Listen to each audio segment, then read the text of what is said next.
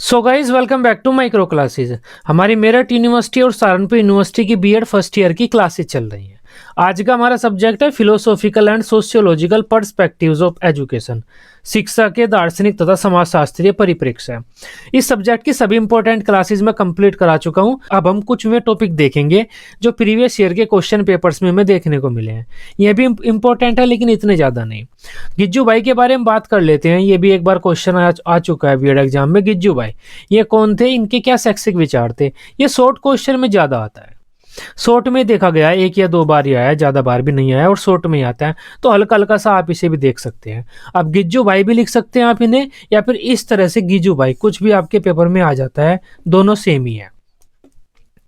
ये हमारे गिज्जू भाई हैं, या फिर आप गिज्जू भाई कह सकते हैं। इनका वैसे जो नाम था वो तो ये था गिरिजा शंकर बधेका, लेकिन गिरिजा होने के कारण हम इन्हें गिज्जू भाई या फिर गिज्जू भाई कह देते थे।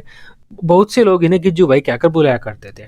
यहाँ से एक वेरी शॉर्ट क्वेश्चन निकलता है, पेपर में आता है कि गिज्जू भाई को बच्चे क्या कहकर बुलाया करते थे? बच्चे इन्हें मूंछों वाली माँ कहकर बुलाया करते थे, क्योंकि इनके काफी बड़े बड़े मूंछें रहा करती थी।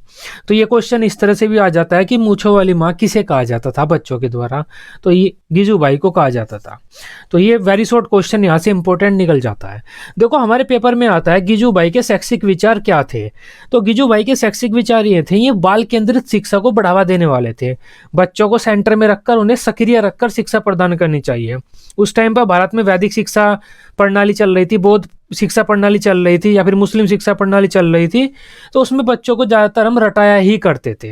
ये देख सकते हैं आप, 1885 की बात है। उस टाइम भारत आज़ाद नहीं था, अंग्रेजों का गुलाम था। तो हमारी जो स्थानीय संस्थाएं थी, वैदिक काल, बौद्ध काल, मुस्लिम काल वाली, वही मोस्टली काम कर रही थी। और भारत में जो शिक्षा प्रदान की जाती थी वो लेक्चर मेथड से बच्चों को रटाया जाता था। तो गिज्जू भाई ने कहा था यह सब नहीं होना चाहिए, बच्चों को बाल केंद्रित शिक्षा प्रदान करनी चाहिए, बच्चे सक्रिय रहकर कुछ खुद करके सीखे। तो बाल केंद्रित शिक्षा वाली बातें आप यहाँ पर लिख सकते हैं। वैसे तो इन्होंने जो बच्चों की पूरी शिक्षा थी उसको प्रभावित करने के लिए अपने विचार दिए, काफी सारे पुस्तकें भी लिखी गिज्जू भाई ने। लेकिन जो इनका महत्वपूर्ण योगदान है वो प्राइमरी बालकों के लिए माना जाता है, क्योंकि ये मोंटेसरी पद्धति को मानने वाले थे। अब गिज्जू भाई को आप उस व्यक्ति के रूप में जान सकते हैं जिन्होंने भारत में मोंटेसरी पद्धति को लेकर आए थे, या इन्होंने मोंटेसरी पद्धति से भारत को परिचित किया था। मतलब क्या हुआ, ये बाल केंद्रित शिक्षा को बढ़ावा देने वाले थे गिज्जू भाई। एक पॉइंट तो यहाँ से ये निकल कर आता है। दूसरा, इनका जो अहम योगदान है वो प्राइमरी एजुकेशन जो होती है, छोटे बच्चे उनके लिए मुख्य माने जाता है। इनकी शिक्षा में जो योगदान उन्होंने दिया है, ये बच्चों को सक्रिय रखकर शिक्षा प्रदान करने पर बल देते थे। इसके साथ साथ मोंटेसरी पद्धति जो है उसके अनुरूप ये बालकों को शिक्षा प्रदान करना चाहते थे, कि जैसे मोंटेसरी ने कहा था, मोंटेसरी विधि मैंने आपको पढ़ाई हुई है, उसकी अलग अलग क्लासेस बनी हुई हैं। तो मोंटेसरी ने जैसे कहा था कि बच्चों को सक्रिय रखकर खेल खेल में हमें शिक्षा प्रदान करनी चाहिए, पहले बच्चों की इंद्रियों पर बल देना चाहिए। इस तरह से जो मोंटेसरी की विचारधारा थी उसको इन्होंने भारत में अप्लाई किया था। अब इनके बारे में पढ़ते हैं। गिज्जू भाई का पूरा नाम क्या था? गिरिजा शंकर बधेका था। इन्हें सब गिज्जू भाई क्या बुलाया करते थे। इनका जन्म 15 नवंबर 1885 को गुजरात के सौराष्ट्र क्षेत्र में हुआ था। इन्हें गिज्जू भाई कहकर भी बुलाया जाता था। ये पेशे से एक वकील थे। वकालत छोड़कर इन्होंने शिक्षा जगत में प्रवेश किया। गिज्जू भाई बच्चों की शिक्षा के प्रति बहुत ही संवेदनशील थे। शिक्षा जगत में इन्होंने बाल केंद्रित शिक्षा को बढ़ावा दिया। ये इंपॉर्टेंट पॉइंट है, आप इनके बारे में वे चीजें लिख सकते हैं जो बाल केंद्रित शिक्षा में आती हैं। शिक्षा के जगत में इन्होंने किसको बढ़ावा दिया? चाइल्ड सेंटर्ड एजुकेशन, बाल केंद्रित शिक्षा को। गिज्जू भाई का क्या मानना था कि शिक्षा बालक के लिए है, न कि बालक शिक्षा के लिए है। मतलब शिक्षा बालक के लिए है, अतः बालक के अकॉर्डिंग हमें शिक्षा की व्यवस्था करनी है, न कि बालक शिक्षा के लिए है और शिक्षा के अकॉर्डिंग हमें अपने बालक को बदलना है। तो बालक के लिए शिक्षा की व्यवस्था की जानी है। वे भारत के ऐसे शिक्षा शास्त्री माने जाते हैं जिन्होंने भारत को मोंटेसरी पद्धति से परिचित कराने में बहुत सहयोग किया। तो इन्होंने मोंटेसरी पद्धति को भारत में लेकर आए। इनका बहुत ही योगदान था मोंटेसरी पद्धति को भारत में लागू करने में। मोंटेसरी पद्धति मतलब छोटे बच्चों को खेल खेल में सक्रिय रूप से शिक्षा प्रदान की जानी चाहिए। छोटे बच्चों को हमें भाषण देकर या लेक्चर देकर या बहुत से तथ्यों का ज्ञान कराकर शिक्षा नहीं देनी चाहिए, उन्हें खेल खेल में शिक्षा प्रदान करनी चाहिए। सन 1920 में गिज्जू भाई ने बाल मंदिर किंडरगार्टन की भी स्थापना की थी। देखो बाल मंदिर ये मारिया मोंटेसरी से लिया गया है और किंडरगार्टन ये फ्रोबेल से आया है, LKG। तो अब ये समझ सकते हैं मारिया मोंटेसरी और फ्रोबेल दोनों के विचार सम्मिलित हैं इनके इसमें। इनका मूल मंत्र था बाला देव भव, मतलब बालक देव के समान है, भगवान कह सकते हैं आप कि बालक देव के समान है, उसके लिए हमें शिक्षा की व्यवस्था करनी चाहिए, उसकी केयर करनी चाहिए हमें। बालक इन्हें मूंछों वाली माँ मानते थे, मूंछों वाली माँ कहकर बुलाया करते थे। इन्होंने अपने सहयोग के साथ मिलकर 223 पुस्तकें लिखी थी जो शिक्षा की व्यवस्था के बारे में थी, शिक्षा की व्यवस्था कैसी होनी चाहिए, शिक्षक वगैरह कैसे होने चाहिए, जिसमें से उनकी शिक्षा संबंधी 15 मौलिक रचनाएं थी उनकी। वैसे तो इन्होंने टोटल 223 पुस्तकें लिखी थी अपने सहयोगी के साथ मिलकर, लेकिन शिक्षा संबंधी उनकी जो मौलिक रचनाएं थे वे कुल 15 थी। उनका जो साहित्य है वो बाल मनोविज्ञान, शिक्षा शास्त्र, किशोर साहित्य से संबंधित है। उनका साहित्य गुजराती में है, जिसका अन्य भाषाओं में भी अनुवाद किया गया है। अब देखो ये इनके जीवन के बारे में है थोड़ा सा। ये पैसे से तो वकील थे, लेकिन शिक्षा शास्त्र से जुड़ गए थे, शिक्षा के क्षेत्र में ही आ गए थे, इस क्षेत्र में इनका इंटरेस्ट था। ये बच्चों की शिक्षा में काफ़ी चेंजेस करना चाहते थे, सुधार करना चाहते थे। तो यहाँ पर आप एक चीज़ देख सकते हैं, इनका जो साहित्य है वो बाल मनोविज्ञान, शिक्षा शास्त्र और किशोर साहित्य से संबंधित है। मतलब किशोरों के बारे में भी इन्होंने काफ़ी कुछ लिखा हुआ है, और जो बच्चों की शिक्षा थी उसके बारे में भी इन्होंने काफ़ी कुछ लिखा हुआ है, उसमें भी काफ़ी कुछ चेंजेस प्रयास करने की इन्होंने कोशिश की है। तो इनका जो साहित्य है वो गुजराती भाषा में, लेकिन अच्छा साहित्य है वो, उसका दूसरी भाषाओं में भी अनुवाद किया गया है। लेकिन बाल शिक्षा जगत के क्षेत्र में, बाल शिक्षा जगत मतलब छोटे बच्चे जो प्राइमरी एजुकेशन के बच्चे होते हैं, 3-4 जो फर्स्ट सेकंड थर्ड क्लासेस के बच्चे होते हैं, तो बाल शिक्षा जगत के क्षेत्र में उनकी एक पुस्तक है दिवा स्वप्न। ये काफ़ी इंपॉर्टेंट है, इनकी फेमस पुस्तक है दिवा स्वप्न, इनकी फेमस पुस्तक है। इसमें इन्होंने कहानियों के रूप में वे बातें लिखी हुई हैं कि छोटे बच्चों को हमें किस प्रकार पढ़ाना चाहिए। यहीं से हम कह सकते हैं कि ये मारिया मोंटेसरी से काफ़ी प्रभावित थे, और फ्रोबेल से भी, क्योंकि इन्होंने किंडरगार्टन पद्धति, मारिया मोंटेसरी और किंडरगार्टन दोनों सेम सी बातें हैं। तो इन्होंने उन दोनों को अपनाया था। जो इनकी एक फेमस कृति है दिवा स्वप्न, इस कृति में गिजुबाई ने बाल केंद्रीय शिक्षा संबंधी महत्वपूर्ण विचार दिए हैं। यह पूरी पुस्तक कहानी के रूप में लिखी हुई है, इन्होंने कहानी के द्वारा लिखा बताया हुआ है, इन्होंने जो भी कुछ बताया हुआ है। जैसे बच्चों को किस प्रकार शिक्षा देनी चाहिए, इन्होंने क्या कहा हुआ है, एक टीचर है, कहानी बनाई हुई है इन्होंने पूरी, कि एक टीचर है वह विद्यालय में आता है, बच्चों को डांटता है, और साल के लास्ट में देखते हैं कि उस टीचर की जो परफॉर्मेंस है वो खराब मिलती है हमें। लेकिन दूसरा टीचर जो बच्चों के साथ गेम्स खेलता है, ये करता है वो करता है, तो हमें देखने को मिलता है कि जो दूसरे टीचर हैं वे अच्छे अच्छे काम, जो बच्चे हैं उस दूसरे टीचर के बच्चे हैं वे जीवन में आगे निकल रहे हैं। एक बच्चा आज मुझे मिला, वह शिक्षा के क्षेत्र में आगे जा रहा है, दूसरा वकालत कर रहा है। तो इन्होंने इस तरह से कहानियों के रूप में मैसेज देने की कोशिश की है हमें कि बच्चों को किस प्रकार शिक्षा देनी चाहिए हमें। यह जो पूरी पुस्तक है वह कहानी की शैली में लिखी हुई है। गिजुबाई बालकों के गांधी जी माने जाते हैं, क्योंकि गांधी जी ने जो काम देश के लिए किया है वही शिक्षा के क्षेत्र में गिजुबाई ने भी किया है। गिजुबाई के विषय में गांधी जी का एक फेमस स्टेटमेंट है, गिजुबाई के विषय में लिखने वाला मैं कौन हूँ, उनके उत्साह और श्रद्धा ने मुझे सदैव मुक्त किया है, उनका काम स्वयं निकलेगा। गांधी जी ने उनके बारे में ये लिखा हुआ है कि गिजुबाई के बारे में मैं कौन होता हूँ लिखने वाला, उनके कार्यों ने, उनके उत्साह ने, श्रद्धा ने मुझे सदैव मुग्ध किया है, उनका काम स्वयं निकलेगा, मतलब ये अपना रास्ता खुद ढूंढ लेंगे और अपनी मंजिलों को पा लेंगे। ये महात्मा गांधी जी का स्टेटमेंट है। तो आपसे पेपर में यही पूछा जाता है, इनके बारे में थोड़ा सा लिख दीजिए, और इनके शैक्षिक विचार क्या थे। शैक्षिक विचार इनके ये थे, बाल केंद्रित शिक्षा होनी चाहिए, और छोटे बच्चे जो प्राइमरी क्लासेस के बच्चे होते हैं, प्राइमरी या प्री प्राइमरी के, उनके बारे में इन्होंने काफ़ी इंपॉर्टेंट पॉइंट लिखे हुए हैं। इनकी फेमस कृति कौन सी है, दिवा स्वप्न है। ये कैसे लिखी हुई है, कहानी के रूप में लिखी हुई है। अब इनके शैक्षिक विचारों की बात कर लेते हैं गिजुबाई के, ये इंपॉर्टेंट पॉइंट है अगर इस क्वेश्चन की बात करें तो। गिजुबाई ने बाल केंद्रीय शिक्षा पर बल दिया। वे बालक को सक्रिय रखकर शिक्षा प्रदान करने के पक्ष में थे। वे प्रारंभ से ही बालक के सर्वांगीण विकास पर बल देना चाहते थे, वगैरह वगैरह। इनके शैक्षिक विचारों को हम निम्न बिंदुओं के द्वारा स्पष्ट कर सकते हैं। तो इनके शैक्षिक विचार है, इन हेडिंग के द्वारा हम इसको बताने की कोशिश करेंगे कि गिजुबाई ने अपनी अलग अलग पुस्तकों में इन पॉइंट्स के बारे में क्या क्या लिखा हुआ है, कि इनकी कैसे कैसे पढ़ाई होनी चाहिए, या ये व्यवस्था कैसे होनी चाहिए। सबसे पहले हेडिंग है हमारे अध्यापक। अब अध्यापक किस प्रकार के होने चाहिए।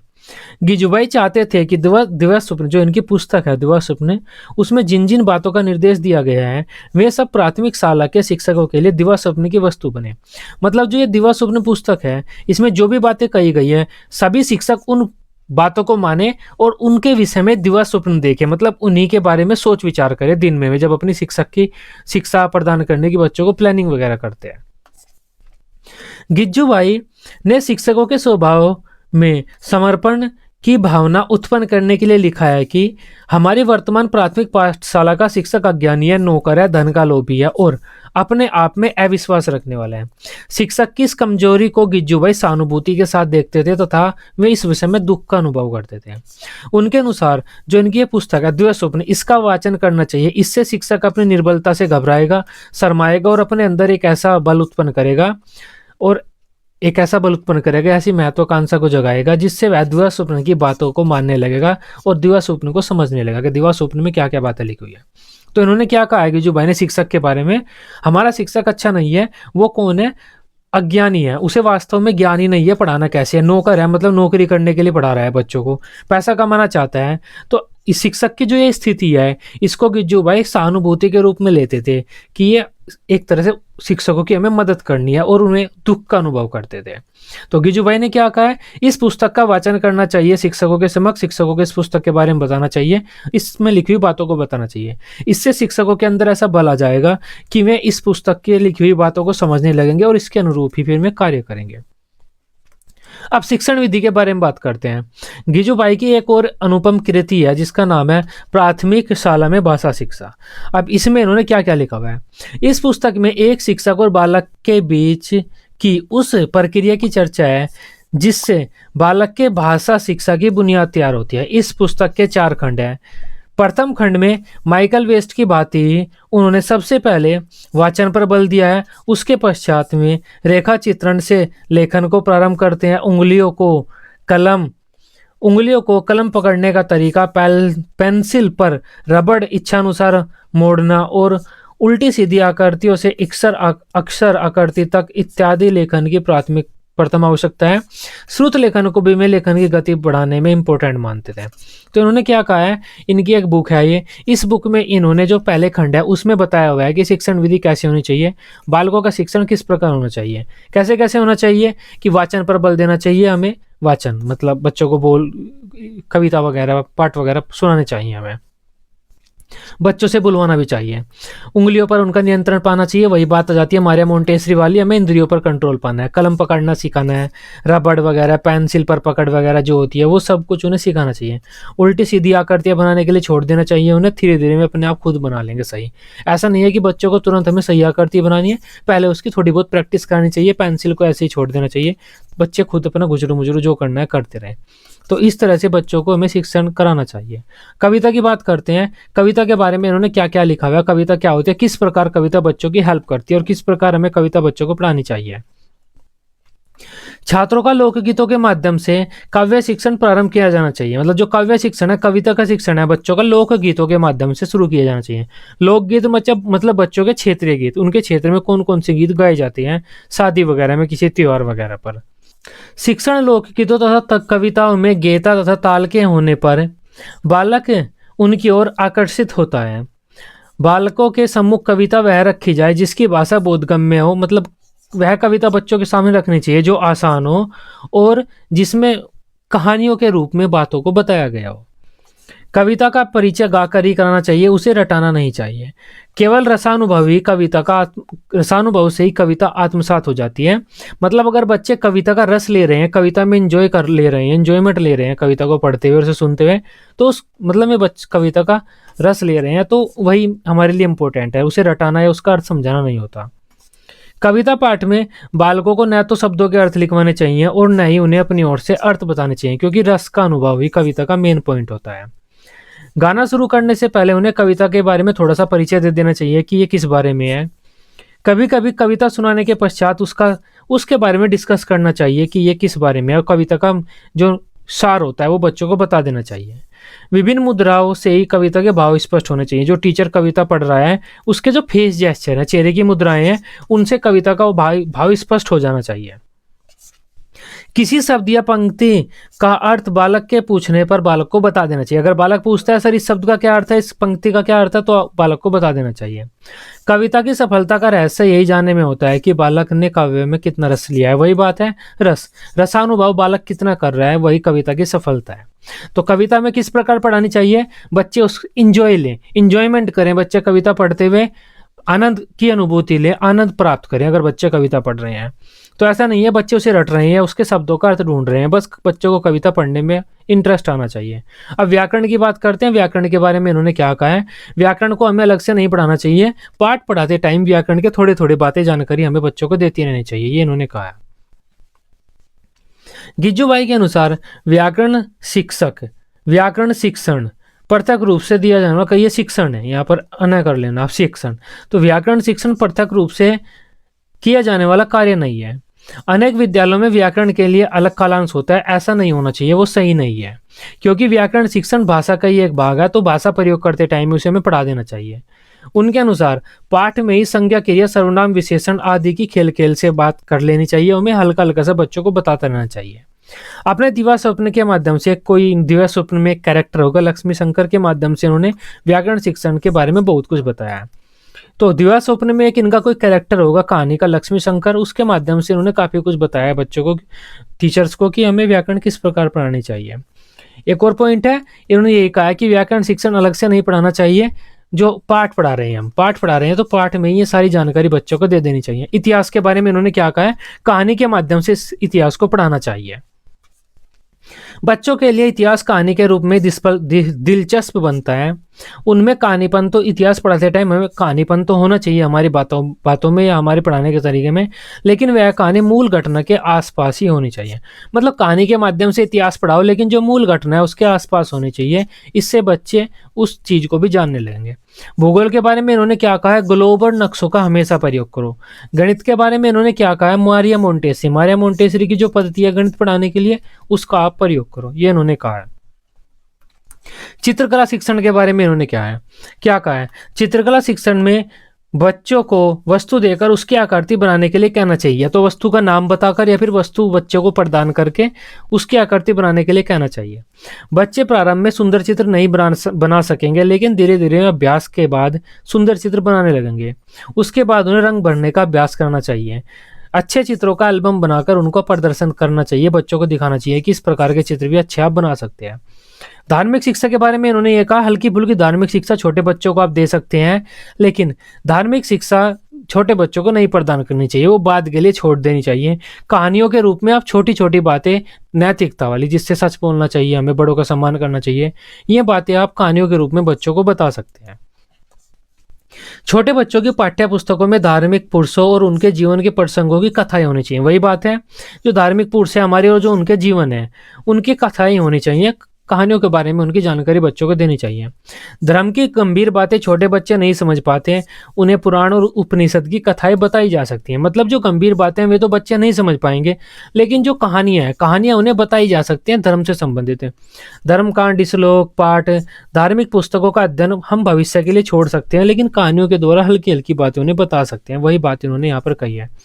खेलकूद के बारे में इन्होंने ये कहा है कि खेलकूद में इनाम वगैरह, ऊंच नीच भेदभाव नहीं होना चाहिए कि जो अच्छा काम करेगा उसे हम इनाम देंगे। खेलकूद का मतलब है बच्चे अपना विकास कर रहे हैं और एक दूसरे के साथ इंटरेक्ट कर रहे हैं, तो खेलकूद का मतलब सिर्फ गेम्स खेलने से होना चाहिए, हमें उन्हें इनाम वगैरह नहीं देना चाहिए, भेदभाव नहीं करना चाहिए। बच्चों को नियत समय हमें खेलने देना चाहिए, मतलब हमें बच्चों को खेलने देना चाहिए। खेलने का मतलब होता है खेलना, कूदना, दौड़ना और मौज करना। इसमें हारने जीतने का कोई महत्व नहीं होना चाहिए। पुरस्कार से बच्चों में छोटे बड़े होने की भावना उत्पन्न हो जाती है, भेदभाव उत्पन्न होता है। तो खेलने का मतलब होता है सब खेल रहे हैं, चाहे कोई जीत रहा हो चाहे कोई हार रहा हो, उससे उन्हें पुरस्कार वगैरह नहीं देना चाहिए, उनकी तारीफ वगैरह नहीं करनी चाहिए, इससे उन्हें भेदभाव पैदा हो जाएगा। तो ये हमारे गिजूभाई थे, इनके शैक्षिक विचार थे, बाल केंद्रीय शिक्षा वाले ही थे। बच्चों को सेंटर में रखकर शिक्षा की व्यवस्था करनी चाहिए, खेल खेल में बच्चों को शिक्षा प्रदान करनी चाहिए। ये हमारे जो किंडरगार्टन मेथड है उसके बारे में भी यहाँ पर काफ़ी कुछ देखने को मिलता है हमें, और जो हमारे मोंटेसरी विधि है उसके बारे में भी। तो जो ये है हमारे गिजूभाई, इन्होंने बाल केंद्रीय शिक्षा को भारत में बढ़ावा दिया है। आई होप अब आप समझ पाए होंगे। वीडियो अच्छी लगी हो आप इसे अपने बीएड ग्रुप में दोस्तों के साथ शेयर कर सकते हैं। बीएड की सभी सब्जेक्ट की डेली रेगुलर क्लासेस लेने के लिए आप इस चैनल को सब्सक्राइब कर सकते हैं। Till then, bye bye, take care.